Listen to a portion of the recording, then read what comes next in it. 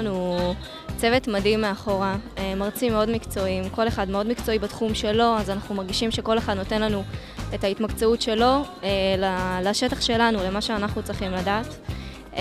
גם הצוות, המזכירות, כל הצוות מסביב מאוד מכילים אותנו ותומכים בנו ומכירים את כל אחד, וזה משהו שהוא מאוד חם ואוהב פה. הדבר הכי טוב בעצם לדעתי במכללה למינהל זה, אני מרגיש שכל הגורמים במכללה, כל המעטפת בעצם כולם נרתמים למטרה אחת שבעצם נצליח בלימודים.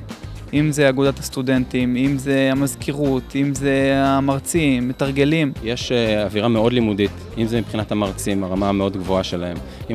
אם זו המזכירות שמאוד תומכת בסטודנטים ויוצאים הרבה פרויקטים ונותנים לנו את הקר הכי טוב בעצם ללמוד ולהגיע להישגים הכי גבוהים, כי זה מה שאנחנו באמת צריכים במצב הנוכחי בשוק. חיי החברה פה בקמפוס הם מאוד מאוד עשירים, יש את אגודת הסטודנטים שכל הזמן יוצרת פעילויות ויוצרת אירועים לסטודנטים, אם זה יום הסטודנט, אם זה ימי ספורט, אם זה כל מיני הפסקות פעילות כאלה שיש פה ואחרים, זה בשיתוף עם המכללה, המכללה תומכת ומעודדת את הדברים האלה, וביחד זה יוצא ממש מדהים. אגודת הסטודנטים אצלנו ממש פעילה, אז ככה כמעט כל יום יש לנו משהו מיוחד בהפסקה, ומרגישים לפעמים מתבלבלים לאן באנו, אם אנחנו באמת בלימודים. התחושה היא של שותפות, תחושה של אווירה טובה, כולם באים פה ללמוד, ובאים גם להכיר חברים חדשים, וזה קורה, חברים חדשים לכל החיים. הייתי ממליץ לחברים שלי ללמוד פה, בחוג לעיצוב פנים ובקמפוס הזה בכלל. א', כי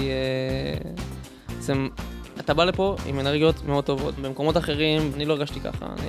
הייתי בא עם אנרגיות קבועות, ופה יש לך את הדברים האלה. אנשים פה ממלאים אותך, סובבים אותך. אתה עושה משהו שבסוף אתה אוהב. כן, חד משמעית הייתי ממליצה לחברים שלי ללמוד פה במכללה.